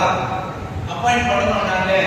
கவர்மெண்ட் முதல்ல எங்கேயுமே அப்பாயிண்ட் பண்ண மாட்டாங்க. என்ன மாதிரி அப்பாயிண்ட் பண்ணுவாங்க? ட்ரைனிங் போடுவாங்க, அப்ரண்டிஸ் போடுவாங்க, வேற ஏதாவது பேர் போடுவாங்க. 6 மாசம் இருக்கலாம், 1 வருஷம் இருக்கலாம், 2 வருஷம் இருக்கலாம். அந்த பீரியட் என்ன பீரியட்? Temporary period. அப்பாயின்மெண்ட் எதுக்கு தான் கொடுத்திருக்காங்க? டெம்பரரியா தான் கொடுத்திருக்காங்க. இந்த உலகத்துல எத்தனை பேர் பர்மனண்டா இருக்காங்க? எத்தனை பேர் உலகத்துல பர்மனண்டா இருக்காங்க? இப்ப 2023ல இருக்கோம். 2123ல எத்தனை பேர் இருக்காங்க? இங்க உள்ள சின்ன பிள்ளை முதல்ல யாருக்கு உயிரோட இருக்காங்க? 100% கரெக்ட் தானே? யாருமே இல்லை. அப்ப நம்ம எல்லாம் இந்த பூமி என்னது? டெம்பரரி. நாமும் டெம்பரரி, நம்ம இருக்கிறதெல்லாம் டெம்பரரி. அப்படிதானே? நிரந்தரம் என்பது இந்த உலகத்திலே இல்லை. இப்போ அவரை அழைத்து தெரிந்து கொண்டு உட்கார வச்சிருக்கிறார். இது பர்மனன்ட் அப்பாயின்மெண்டா டெம்பரரி அப்பாயின்மெண்டா? Temporary appointment. Temporary appointment. இந்த டெம்பரரி பீரியட் முடியுது பாருங்க, இந்த காலம் அவகாசம் முடியுது பாருங்க. அந்த முடிகிற நேரத்துல என்ன நடக்கும்? 6 மாசம் அப்ரண்டிஸ்ஷிப்னா 6 மாசம் முடிஞ்ச உடனே கம்பெனி என்ன செய்வாங்க? அந்த பர்சனை அப்ரைசல் பண்ணுவாங்க. இந்த 6 மாசம் இவர் எப்படி இருந்தாருன்னு பார்ப்பாங்க. இந்த 6 மாசம் டெம்பரரி பீரியட். இதுல நாம நடந்துக்கிற விதத்தை பொறுத்து தான் நமக்கு அப்பாயின்மெண்ட் இருக்காங்க இல்லையான்னு தெரியுது. பர்மனன்ட் பண்ணுவாங்களா இல்லையான்னு தெரியுதுன்னா இந்த 6 மாசமும் இந்த நபர் எப்படி வேலை செய்வாரு? வாதையெல்லாம் சுட்டிட்டு ஒழுங்கா சொல்ற வேலைக்கு மிஞ்சி செஞ்சுக்கிட்டு நல்ல இடத்துலயா இருப்பார். அப்படிதானே? வேதியே போடாம மாத்திரை போட்டுட்டு வந்துடும். என்ன பண்ணக்கூடாது? லீவ் மட்டும் போட்டக்கூடாது. ஏன்? டெம்பரரி பீரியட்ல இருக்கிறோம். அதனால நமக்கு என்ன வந்துடக்கூடாது? பிளாக் மார்க் வந்துடக்கூடாது. பண்ணுவோம். யூனியன் லீடர்ல போய் சேர்ற பழக்கம் இருக்காது. யூனியன் கொடி பிடிக்கிறதெல்லாம் இருக்காது. மேனேஜ்மெண்ட் என்ன சொல்றோம்? அதன்படி நல்ல பிளேயர் 6 மாசமோ 1 வருஷமோ 2 வருஷமோ அந்த டெம்பரரி பீரியட் பூரா இருந்துட்டு அந்த பர்மனன்ட் ஆனதுக்கு அப்புறம் தான் யூனியன்ல மெம்பர்ஷிப் வாங்க. இல்ல, அதுக்கு பதிலா இந்த 6 மாசமும் வாரத்துக்கு 2 நாள் செஞ்சுட்டா இந்த கல்யாணம் போனா அந்த கல்யாணம் போனா கோயிலுக்கு போனோம், அபிஷேகம் போனோம் கதை சொல்லிட்டு வாரத்துல 2 நாள் லீவ் அடிச்சுக்கிட்டு தனக்கு மேல இருக்கிற சுப்பீரியரை எடுத்து பேசிக்கிட்டு தனக்கு ஒரு கேங் சேர்த்துக்கிட்டு 6 மாசம் இப்படி வாழ்ந்தாங்க. 6வது மாசம் முடியும் போது என்ன இருக்காது? பர்மனன்ட் அப்பாயின்மெண்ட் இருக்காது. அப்ரைசல் முடிச்சுட்டு வீட்டுக்கு அனுப்பிச்சுவாங்க. இப்ப இவருடைய அழைப்பு தெரிந்து கொள்வதில் என்னாச்சு? அழைப்பு இருந்தது, தெரிந்து கொள்ளப்பட்ட சிலர் தான். யாருக்குமே இல்லாத சந்தோஷம் எனக்கு இருந்துச்சு. அந்த சந்தோஷம் தான் இருந்தது. சர்ச்சில் தான் இருந்தாரு, எல்லாம் நல்லா அனுபவிச்சாரு. ஆனா என்ன செய்யல? கீழ்ப்படுதல் என்பதே இல்ல. நான் இஷ்டப்படி தான் இருப்பேன். நாங்க எல்லாம் என்னோட 4 பேர் எடுக்கிறது கேக் சேர்த்துக்கிறது, ஏன் நாமே இதெல்லாம் பண்றது. ஆக மொத்தம் கால அவகாசம் முடியும் போது வினாவின் சித்தத்தின்படி செஞ்சியா செய்யலாம் கணக்கு எடுக்கும்போது செய்யல சொல்லி வரும்போது டெம்பரரி பீரியட்ல ஒழுங்கா இல்லைன்னா எங்க கொண்டு போக மாட்டாங்க? பர்மனன்ட்டுக்கு கொண்டு போக மாட்டாங்க. இடைப்பாறுதல்ல பிரவேசிக்கிற பாக்கியத்தை இவர் என்ன செய்வார்? இழந்து போய்வார். அதனால தான் பேருக்கு சொல்றான், சகோதரனே உங்கள் அழைப்பையும் உங்கள் தெரிந்து கொள்வதையும் உறுதியாகும்படி என்ன செய்யுங்க? ஜாக்கிரதையா இருங்க. ஜாக்கிரதையா. இப்ப இந்த உலகத்துல இந்த வாழ்க்கை வாழும்போது இது ஒரு போராட்டமான வாழ்க்கை. இப்ப இதுல இந்த போராட்டம் ஏன் வருது? நம்முடைய போராட்டம் எப்படிப்பட்டது? நாம் அதை எப்படி மீறி போகணும்? இந்த கற்பனைகளை நாம் எப்படி கைக்கொள்ளணும்? நமக்கு கொஞ்சம் தெளிவு அவசியம். இப்ப இது வழியா கடந்து போகும்போது இந்த உலகத்துல தேவனால உண்டாகாத சில காரியங்கள் இருக்கு. அதுதான் இந்த போராட்டத்துக்கே காரணம். யோவான் தன்னுடைய நிருபத்தில் எழுதுகிறார். 1 யோவான் 2வது அதிகாரம் 16ஆம் வசனம். 1 யோவான் 2:14. ஏனெனில் மாம்சத்தின் இச்சையும் கண்களின் இச்சையும் ஜீவனத்தின் பெருமையும் ஆகிய உலகத்தில் உள்ளவைகள் எல்லாம் பிதாவினால் உண்டானவை அல்ல, அவைகள் உலகத்தினால் உண்டானவைகள். இந்த பூமியில் என்னதான் இருக்கா? மாம்சத்தின் இச்சை இருக்கும். எவ்வளவு நாள் இருக்கும்? நீங்களும் நான் இந்த மாம்சத்தில் இருக்கிற வரைக்கும் அது இருந்துகிட்டே இருக்கும். சின்ன வயசுல தான் இருக்கும், வயசான இருக்காதுன்னு நினைச்சுக்காதீங்க. மாம்சம் மாம்சம் தான், மாம்சத்துல இச்சை இருந்துகிட்டே தான் இருக்கும், கண்களின் இச்சை இருந்துகிட்டே தான் இருக்கும். ஜீவனத்தின் பெருமை வாழ்க்கையே பெருமை தான், ஃபுல்லா பெருமை தான். நீங்க ஏன் இந்த ட்ரெஸ் போடுறீங்கன்னு யோசிச்சு பாருங்க, அதுவும் பெருமை தான். ஏன் இந்த செருப்பு போடுறீங்கன்னு யோசிச்சு பாருங்க, அதுவும் பெருமை தான். என்ன பார்க்கும் போது மற்றவங்க என்ன நினைக்கணும், அதுக்காக தான் எல்லா காரியங்களும் செய்யணும், எல்லா காரியங்களும். இது ஒரு பெரிய வியாதி. இது இல்லாம எதுவுமே இல்லை. நம்ம அந்த வியாதிக்கே நிறைய செலவு பண்ணுவோம். பெருமைக்காக நம்ம சம்பளத்துல பெருமாதி போயிட்டு நம்ம இதை செய்யணும், இதை செய்யணும்னா எப்படி, அப்புறம் நம்ம பத்தி என்ன பேசுவாங்க, என்ன நினைப்பாங்க, அதுக்காகவே வாழ்க்கை வாழ்றது. இதுக்கு பேர் வேற என்ன சொல்லுது, ஜீவனத்தின் பெருமை. இதெல்லாம் நம்மளோட சேர்ந்து போராடுது. வேதம் சொல்லுது இது எல்லாத்துக்கும் இல்லாத ஜீவிக்கணும். இதெல்லாம் இல்லாம ஜீவிக்கிறது சாதாரண விஷயம் கிடையாது. இதெல்லாம் இல்லாம ஜீவிக்கிறது சாதாரண விஷயம் கிடையாது. இந்த ஒரு பெரிய போராட்டம். இந்த போராட்டத்தை ஒரு எக்ஸ்பிளைன் பண்ணணும்னா ஒரு சின்ன கதை சொன்னா தெரிஞ்சது. ஒரு குரங்கு இருக்கு. அந்த குரங்குக்கு சொர்க்கம் போகணும்னு ஆசை. அது போய் ஒரு முனிவர் கிட்ட கேட்டுச்சான், ஐயா நான் சொர்க்கத்துக்கு போகணும்னு ஆசைப்படுறேன், எனக்கு வழி சொல்லுங்க. அந்த முனிவர் சொன்னாரா, ரொம்ப சந்தோஷம், நல்ல ஆசை உனக்கு, ஆனா சொர்க்கத்துக்கு ரொம்ப ஈஸி. இந்த குரங்கு உண்மையிலே ஆச்சரியப்படுறாரு. ஏன்னா இது வந்து 7 கடல் தாண்ட சொல்ல போறாரு, 7 மலை தாண்ட சொல்ல போறாரு, எதையோ கொண்டு வர சொல்ல போறாரு, என்னதான் செய்ய சொல்ல போறாரு பெரிய பயந்து வந்தா இவங்க ஈஸின்னு சொல்லிட்டாங்க. ரொம்ப சந்தோஷம். எப்படி ஏன் வழி சொல்லுங்க நான் செய்யறேன். அவன் சொன்னாரா, நான் குளிக்க போறேன், நான் குளிச்சுட்டு வர வரைக்கும் இந்த வாழைப்பழத்தை மட்டும் கொடுத்துருப்பேன், நீ என்ன செய்யக்கூடாது, சாப்பிடாம வச்சிருந்து நான் திரும்பி வரும்போது என்ன செய்யணும், என்கிட்ட கொடுக்கணும். நீ அப்படி மட்டும் செஞ்சுட்டேன்னா பரலோகத்துக்கு போயிடலாம்னு சொல்லிட்டாரு. ஐயோ அந்த குழந்தைக்கு சந்தோஷம் தாங்க. Simple matter. வாழைப்பழத்தை சாப்பிடாம வச்சிருந்தா ஒரு வருவம் கொடுத்துட்டா சொர்க்கத்துக்கு போயிடலாம். உடனடியாக சந்தோஷமா வாங்கிட்டீங்க, நீங்க போய் குளிச்சுட்டு நான் பார்த்துக்கிறேன் உட்காந்துக்கலாம். உட்காந்து வாழைப்பழத்தை பக்கத்தில் வச்சுட்டு உட்காந்து குளிச்சுட்டு வரதுக்கு எவ்வளவு நேரம் ஆகும், 5 நிமிஷம் ஆகுமா, இல்லை ஒரு 10 நிமிஷம் ஆகுமா, அல்லது ரசிச்சு முடிச்சுட்டு குடிக்கிறோம் ஒரு 15 நிமிஷம் ஆகுமா. பெரிய விஷயம் வரல வந்தோம்னா பழத்தை போய் உட்காந்து இருக்கலாம். ஆனா 15 நிமிஷம் ஆகி அவர் வரல, 15 நிமிஷம் 30 நிமிஷம் ஆயிடுச்சு, அவர் வரல. 1 மணி நேரம் ஆச்சு, இன்னும் அவனை காணும்.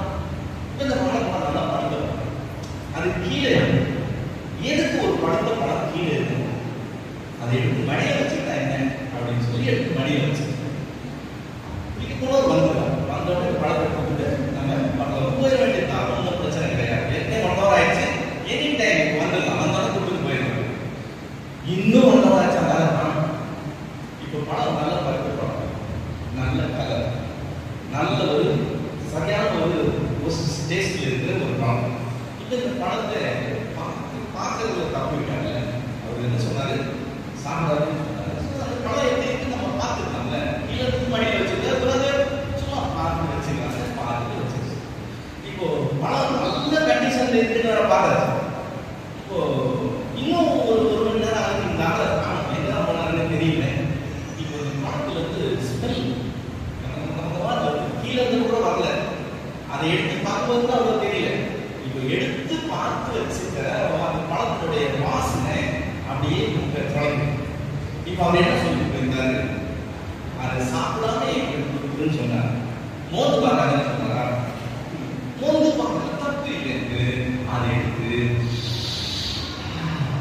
நல்லா மோந்து பார்த்து நமக்கு எது முக்கியம், வாழைப்பழம் முக்கியம் இல்லை, சொர்க்கத்துக்கு போகணும். அதனால வாழைப்பழத்தை சாப்பிடுறது இல்லை, அவர் வந்தோன்னு கொடுத்துட்டு நம்ம போயிருந்தோம். இப்போ இன்னும் டைம் ஆச்சு, இன்னும் 1 hour ஆச்சு, அவர் காணும். இப்போ ஒரு மாசம் கடை எடுத்தாக்கா அந்த வாழைப்பழம் ரொம்ப சொல்றது ஈர்த்து இருக்கும். நீங்க என்ன செய்யறதுன்னு தெரியல. அப்ப அதை யோசிச்சு பார்த்து சாப்பிடாதுன்னு தான் சொன்னாங்க. நக்கி பார்க்காத, நக்கி பார்க்கறதுல என்ன இல்லை, தப்பு இல்லைன்னு அந்த வாழைப்பழம் எடுத்து நல்லா எல்லா பக்கமும் ஒரு கிலோ நக்கிட்டு வச்சுக்கிட்டாங்க. இப்போ இன்னும் அந்த ஆள் காணும்.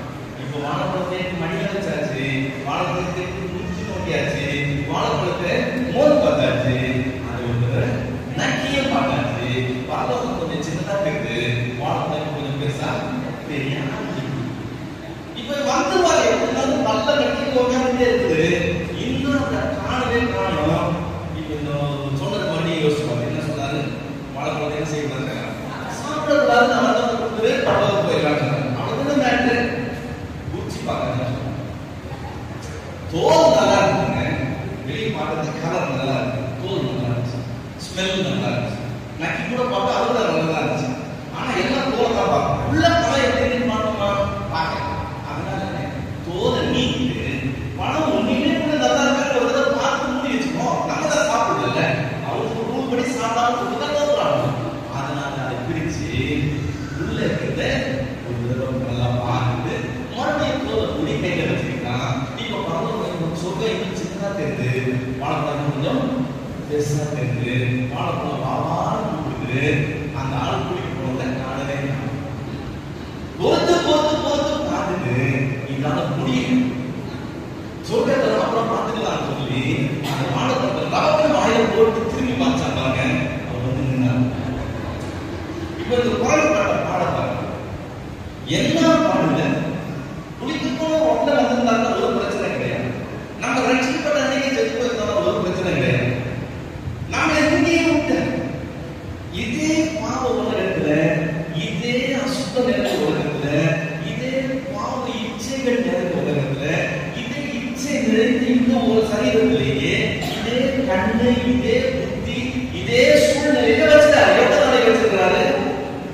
இதோ முடிஞ்சு முடிவு பண்ணி தெரியல, எத்தனையோ வருஷமா கடந்து போகுது. அந்த குரங்கு போராட்டம் போல நீங்களாலும் போராட வேண்டியிருக்கு. இந்த கற்பனை இதுதான் தெரியுது, இதன்படி செய்யணும்னு ஆசைப்படுது. ஆனா என்ன செய்யுது, இந்த உலகம் நம்மள இழுக்குது, மாம்சத்தின் இச்சை இழுக்குது, கண்களின் இச்சை இழுக்குது. செய்ய மாட்டேன், எனக்கு வேண்டாம்னு சொல்ல கஷ்டப்பட்டு நின்னாங்க. என்ன அறியாம கடைசியில் என்ன செய்யறேன், செய்ய வேண்டாம்னு நினைச்சது செஞ்சிடறேன். மறுபடியும் நான் வருத்தப்படுறேன், மறுபடியும் வெளியே ட்ரை பண்றேன். இதே போராட்டம் கண்டினியூஸா நடந்துகிட்டே இருக்கு. எத்தனை வருஷம் தான் இதை கண்டினியூ பண்றேன். அந்த குழந்தை கடைசியில் தோத்து வச்சு நீ நானும் தோத்து போடுறத நீ பார்த்தா. இப்ப நம்ம குழந்தை பார்த்து சிரிச்சோம், ஆனா நாம என்ன செய்யக்கூடாது, ஒரு நிலைமைக்கு நம்ம போயிடக்கூடாது. நாம் இந்த கற்பனைகளை கை பண்ணணும்.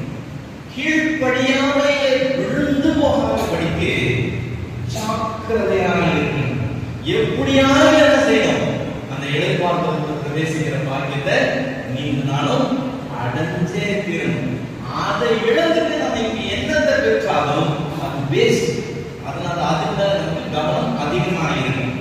நம்ம போன மாசம் வந்தப்போ ஒரு காரியம் கவனிச்சு, நம்ம மட்டும் தப்பு பண்ணல, நமக்கு முன்னாடி யார் தப்பு பண்ணா, நம்ம மட்டும் தப்பு பண்ணல, மனுஷன் மட்டும் இல்ல, மனுஷன் முன்னாடி யார் தப்பு பண்ணாங்க, தேவன் தூதர்கள் தப்பு பண்ணாங்க, அவங்க விழுந்து போனாங்க. ஆனா அவங்களுக்கு உதவியா அவர் என்ன செய்யற, கை கொடுக்கல. ஆபிரகாமின் சந்ததிக்கு அவர் என்ன செய்யறார், கை கொடுத்தார்னு சொல்லிப்பாங்க. இன்னொரு வசனம் பார்க்கலாம், எபிரேயர் 2வது அதிகாரம் 3ல இருந்து 5 வரைக்கும் வாசிக்க போறேன். முதல்ல 5வது வசனத்தை முதல்ல வாசிக்கிறேன். எபிரேயர் 2:5. இனி வரும் உலகத்தை குறித்து பேசுகிறோமே, அதை அவர் தூதர்களுக்கு கீழ்ப்படுத்தவில்லை. இனி வரும் உலகம் இருப்பாங்க, அந்த உலகத்தை நம்மை விட பலம் வாய்ந்தவர்களாக இருக்கிற தேவ சமூகத்திலேயே இருக்கிற அந்த தேவ தூதர்களுக்கு அவர் என்ன செய்ய கீழ்ப்படுத்தலையா? அது யார் கொடுத்திருக்கிறாரு? உங்களுக்கும் எனக்கும் கொடுத்திருக்கிறார். அவருடைய சிங்காசனத்துல அவருடைய உட்கார்கிற பாக்கியம் தேவ தூதர்களுக்கு கொடுக்கப்பட்ட காரியம் இல்ல, உங்களுக்கும் எனக்கும் கொடுக்கப்பட்ட பாக்கியம். இவ்வளவு பெரிய பாக்கியத்தை நாம் இழந்து போகக்கூடாது. குப்பையில கிடந்ததாம், பாவிகளாக இருந்தது மட்டுமில்லை, துரோகிகளாக இருந்தனா, நான் சொன்னது போல பண்ணி குட்டியாக இருந்தனா, நம்மை அவருடைய ரத்தத்தினால கழுவி நடுவீட்டுல கொண்டு போய் அவர் சோஃபால அவரோட உட்கார வைக்கிறாரு. இப்போ இவ்வளவு பெரிய பாக்கியத்தை நீங்க நான் இழந்து போகக்கூடாது. தேவ தூதர்களுக்கு கிடைக்காத பாக்கியம் இதுங்கிறத மறந்து போகாதீங்க. ஏதோ கதை பேசிட்டு இல்ல, இது ஒரு நாள் நாம அடைய போற பாக்கியம். இன்னைக்கு நாம் கண் காண்கிற இந்த உலகம், இந்த உலகத்தின் பெருமைகள், மாம்சத்தின் இச்சைகள் போகிறது. அப்படி அப்படியெல்லாம் எடுத்துட்டு அவங்க எவனும் மதிக்க மாட்டாங்க. அப்படியெல்லாம் நம்ம செஞ்சுட்டோம்னா அப்புறம் நமக்கு ஒரு மரியாதை இருக்காது, அப்புறம் நம்மளை கண்டு இது பண்ண மாட்டாங்க, அப்படி இப்படின்னு சொல்லிக்கிட்டு நம்மளுடைய நடத்தைகளுக்கு எல்லாம் நியாயம் பேசிக்கிட்டு கர்த்தர் சொன்ன மாதிரி மாறாம நான் இருக்கிறவனுக்காகவே இருப்பேன் சொன்னா உன் காலம் முடியும் போது உங்களுக்கு பரிதாபமாயிரும். இந்த அவகாசம் இருக்கும் போது நாம் இந்த டெம்பரரி பீரியட்ல இருக்கும் போது நாம் நடக்க வேண்டிய விதமாய் நடந்து கீழ்ப்படுகிற விதமாய் நடந்து நமக்கு கொடுக்கப்பட்ட இந்த பெரிய பாக்கியத்தை அடைகிறவர்களாக இருக்கும். இப்போ நான் 2வது 3வது வசனத்துல இருந்து மறுபடியும் வாசிக்கிறேன். 3வது 4வது வசனத்தை சேர்த்து வாசிக்கிறேன். முதலாவது கர்த்தர் மூலமாய் அறிவிக்கப்பட்டது, பின்பு அவரிடத்தில் கேட்டவர்களாலே நமக்கு உறுதியாக்கப்பட்டது. யார் இதை சொன்னது? ஃபர்ஸ்ட் கர்த்தரே சொன்னார். அப்படின்னா இயேசு கிறிஸ்து அவர் ஊழியம் செய்யும் போது அவர் வாயால சொன்ன காரியங்கள், இயேசு கிறிஸ்து சொன்னதை யார் கேட்டது? அவர் கூட இருந்த அவருடைய சீஷர்கள் கேட்டார். நம்ம கையில இருந்த புதிய ஏற்பாடு யார் எழுந்தது? அவரிடத்திலிருந்து கேட்டவங்க எழுந்தது. சோ கர்த்தரால அறிவிக்கப்பட்டு அவரிடத்தில் கேட்டவர்களால் நமக்கு உறுதியாக்கப்பட்டதும், அதுக்கப்புறமா அடையாளங்களினாலும் அற்புதங்களினாலும் பலவித பலத்த செய்கைகளினாலும் கர்த்தர் தம்முடைய சித்தத்தின்படி பகிர்ந்து கொடுத்த பரிசுத்த ஆவியின் வரங்களினாலும் தேவன் தாமே சாட்சி கொடுத்ததுமாய் இருக்கிற இவ்வளவு பெரிதான ரட்சிப்பை குறித்து நாம் கவலையற்றிருப்போமானால் தண்டனைக்கு எப்படி என்ன எக்ஸ்கியூஸ் கொடுப்போம்? எந்த எக்ஸ்கியூஸ் கொடுப்போம்? ஆண்டவருடன் நினைக்கும் போது பிதாவின் சித்தத்தின்படி செய்தியா செயலையா சொல்லி கேட்கும் போது, கற்பனைகளின்படி கீழ்ப்படுத்தியா கீழ்ப்படியா கேட்கும் போது எந்த பதில் சொல்ல போறோம்? நமக்கு இன்னைக்கு இந்த பெருமைகள், இந்த வீம்பு வீராப்பு பாக்கை இதெல்லாம் பெரிய காரியம். அதெல்லாம் கூட உயிரை போயிடலாம். நீ பேசி போயிருக்கிறத அதெல்லாம் செய்ய முடியாது சொல்லி நம்ம பேசிக்கிட்டு நம்மளுடைய காலத்தை கடத்தி கொள்ளலாம். நான் கேள்வி கேட்க போவது இல்லை, கேள்வி கேட்க போவது அவர் முன்னாடி பேசிக்கும் போது எந்த சாட்சியம் சொல்ல போறீங்க, எந்த பதில் சொல்ல போறீங்க? அந்த படம் இன்னைக்கு இருக்கும். இவ்வளவு பெரிதான ரட்சிப்பை குறித்து அவரை எச்சிருக்கிறவர்களாய் அல்லேலூயா. பெரிய காரியத்தை பற்றி கர்த்தர் பேசுகிறார். நாம் இந்த உலகத்தில் ஜீவிக்கிற இந்த கால அவகாசம் பாருங்க, இது விளையாட்டு இல்லை. இது கதை போல ஓடி போகும், கனவு போல கரைந்து போகும், பார்த்துக்கிட்டு இருக்க வயசாயிரும், நம்மளுடைய காலம் முடிஞ்சு போயிடும். ஆனா இது விளையாட்டு இல்லை. இது எல்லாத்துக்கும் கணக்கு இருக்கு. அந்த கர்த்தர் முன்னாடி நிற்கும் போது என்ன பதில் சொல்ல போகிறோம்னு இன்னைக்கு யோசிச்சுக்கிறேன். இன்னைக்கு நீங்க ஆபீஸ் போகும்போது அதை நினைச்சுக்கிட்டே போங்க, வீட்டுக்கு போகும்போது அதை நினைச்சுக்கிட்டே போங்க, ஃப்ரெண்ட்ஸ் கூட பேசும்போது அதை நினைச்சுக்கிட்டே செய்யுங்க. கர்த்தருடைய கற்பனைகளுக்கு நான் என்ன செய்யணும்? கீழ்ப்படிகிறவன். நம்மள ஒருவனாக என்ன கூடாதான், கீழ்ப்படியாமையில விழுந்து போகாதபடிக்கு எழுப்பாடுவதற்கு பேசிக்க ஜாக்கிரதையாக கண்ணில் முடியாமல் பார்க்கணும். எனக்கு அருமையான சகோதரனே சகோதரி, இந்த அருமையான காலைகளில் தேவனுடைய சமூகத்துக்கு அவருடைய பிள்ளைகளாய் தேவன் நம்மை கூட்டி வந்தார். போன மாசம் பார்த்தோம், அவருடைய கற்பனைகளை ஜாக்கிரதையாய் கை கொடுக்கிறது எவ்வளவு அவசியம் சொல்லி பார்த்தோம். கற்பனைகள்னா என்னன்னு சொல்லி பார்த்தோம், அதை கை கொடுக்கிறதுனா என்னன்னு பார்த்தோம், ஜாக்கிரதையாய் கை கொடுக்கிறதுனா என்னன்னு சொல்லி பார்த்தோம். அதுக்கு தொடர்ச்சியாக இன்னொரு காரியத்தை பார்த்தோம். கீழ்ப்படியாமையே நம்மில ஒருவரும் இருந்து போகிறார். நமக்கு ஒரு இடைப்போது வச்சிருக்கார். அதை இழந்து போவதற்கு வாய்ப்பு உண்டு. நான் ரட்சிக்கப்பட்டேன், கிருபையினால் ரட்சிக்கப்பட்டிருக்கேன், எனக்கு பிரச்சனையே கிடையாது, என்ன வந்தாலும் கர்த்தர் என்னுடைய ரட்சிப்பை பூர்ணப்படுத்திடுவாருன்னு சொல்லி மற்றொரு சூழ்நிலை நம்பி ஏமாந்து போகாது. அதுக்கு பேரு கிருபையை மிகைப்படுத்தி பேசுறது. கிருபையை மிகைப்படுத்தி பேசுறது. கிருபை இல்லாம உண்மை இல்லை, உண்மைதான். ஆனால் கிரியை இல்லாம உள்ள போவதற்கு இல்லை, அதுவும் உண்மை. அவனவர் கிரியைகளுக்கு தக்க அவனவனுக்கு நான் அளிக்கும் பலன் சொல்லி நம்ம ஆண்டவர் சொல்லியிருக்கும் போது கிரியை இல்லாம எப்படி படிக்க போகிற கதை மனம் திரும்புவதற்கு ஏற்ற கனி இல்லாம எப்படி படிக்க போகிறது? கனி கூடாத மரத்துக்கு என்ன நடக்குது வேதம் சொல்லிட்டு தெரியும் போது நான் கனி கொடுக்கிறதுக்கு கவலைப்படாம நாங்க கிருபையை சார்ந்து இருக்கிறோம் பேசிட்டு இருக்கக்கூடாது. கிருபையினால தான் இன்னைக்கு வரைக்கும் நிக்கிறோம். உண்மைதான், நாம் நிர்மூலமாகாது இருக்கிறது கர்த்தருடைய சுத்த கிருபை, உண்மை. ஆனா அந்த கிருபையை பெற்றுக்கொண்டு என்ன செய்கிறோம் என்றது காரியம், அதுதான் கணக்கு. நான் கொத்தி எது போட்ட தண்ணி கொண்டுல நீ கனி கொடுத்தியா தான் கேட்க போற. வேண்டிய கிருபை கொடுத்திருக்கிறான், நீ என்ன செய்து கொண்டிருக்க? எப்பவுமே கம்பேர் பண்ணுங்க. உங்களுக்கும் ஒரு அவிசுவாசம் என்ன வித்தியாசம் கம்பேர் பண்ணுங்க. நீங்க கோவப்பட்டீங்கன்னா அதே கோபத்தை அவிசுவாசி படுவாருன்னா ஒரு வித்தியாசம் கிடையாது. உங்களுக்கு கற்பனைகள் கொடுக்கப்பட்டு ஒரு பிரயோஜனம் கிடையாது. கோவப்படுறதுல நீங்க பொறுமையை கடைபிடித்தீங்கன்னு சொன்னா கொஞ்சம் கால தாமதமா கோபப்படுறதுக்கு நீங்க பொறுமையை கோபத்தை அடக்குனீங்கன்னா அங்கதான் உங்களுடைய கிரியை வெளிப்படுது, மாற்றம் அங்கதான் வருது.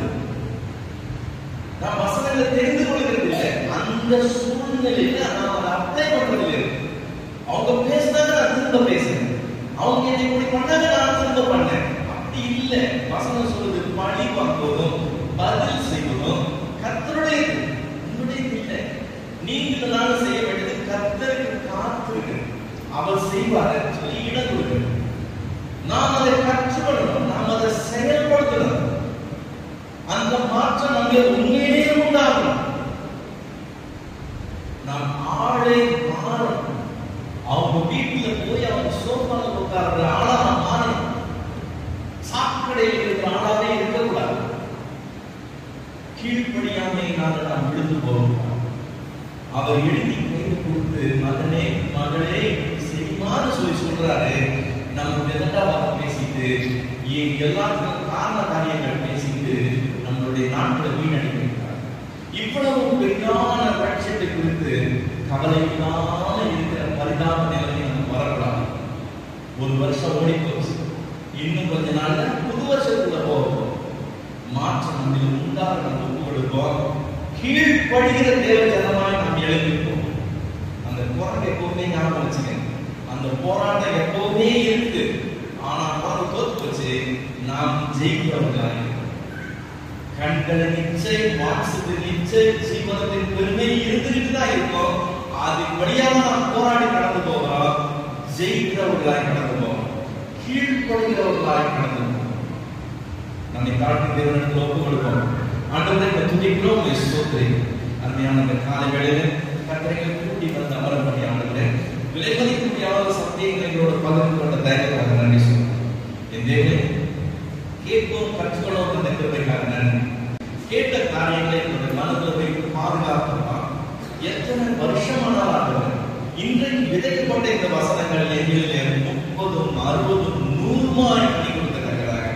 எத்தனை வருஷம் கடந்து போனால் ஆண்டவரே, இந்த நாள் பார்க்க முடியாத நாளாக அன்னைக்கு நான் கேட்ட சத்தியத்தின்படி நான் இது செய்கிறேன்னு சொல்ல முடியாத அளவுக்கு அது மறந்து போக முடியாத ஒரு நாளாக அமையத்தக்க ஒரு மாற்றத்தின் துவக்கம் எங்களுக்கு நேரிட எங்களை அர்ப்பணிக்கும். இன்னைக்கு எங்களோட பேசின தேவன் அந்த திசையை எங்களுக்கு கரப்பிடித்து நடத்தணுமாய் இருக்கிறோம். அதுக்கு நான் கிருபைகளை தர வேண்டுமா எங்களுடைய பாதத்தில் ஏற்றிருக்கிறோம். எங்களை அர்ப்பணிக்கிறாங்க. அந்த இழைப்பாறுதல் பிரவேசிக்கிறது, அந்த பாக்கியத்தை எங்களுக்கு ஒருவரும் இழந்து போகாத வழிக்கு ஆண்டவரே நாங்கள் ஜாக்கிரதையாக செயல்பட எங்களுக்கு எங்கள் தாழ்வு தொடர்ந்து வேண்டும். இயேசுவின் இனி நமக்கு ஆமென்.